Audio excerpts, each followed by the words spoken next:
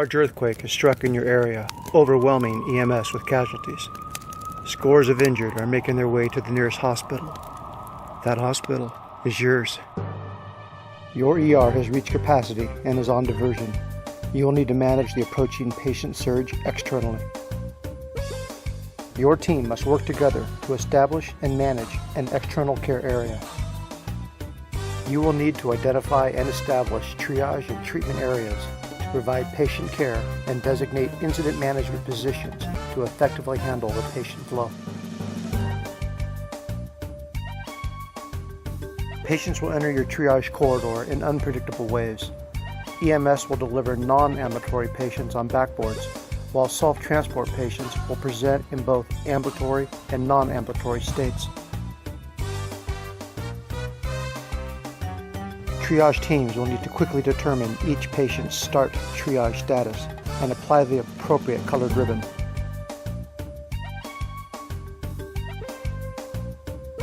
Porter resources will assist in the movement of non-ambulatory patients to the treatment areas.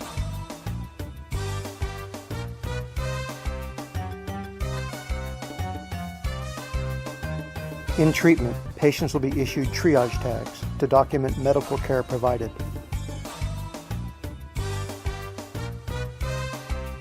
Area managers will use the tags for patient accountability by removing one of the triage status receipts and placing it in a patient receipt holder.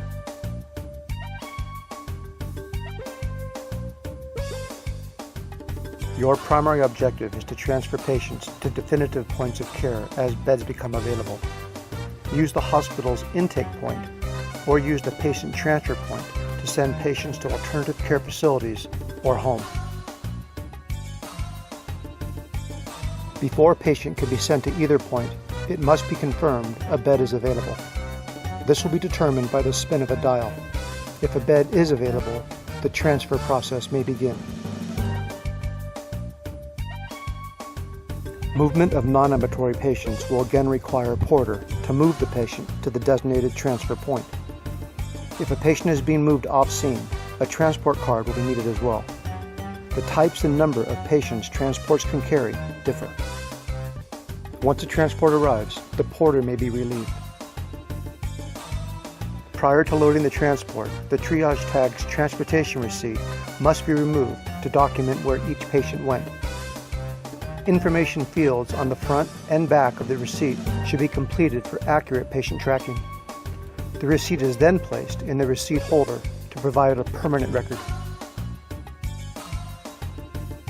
The patient is then loaded onto the transport and sent to the destination. Triage tags are sent with patients going to care facilities. The process to transport ambulatory minor patients differs. Because they are being discharged home, there is no need for bed availability, nor are porters needed to move them to the loading area. Once their transportation receipt is removed, the triage tag is retained by the transport manager as a medical record prior to loading. That's an overview of your mission. Your job action sheets will assist you in performing your task. Patients are coming. Good luck.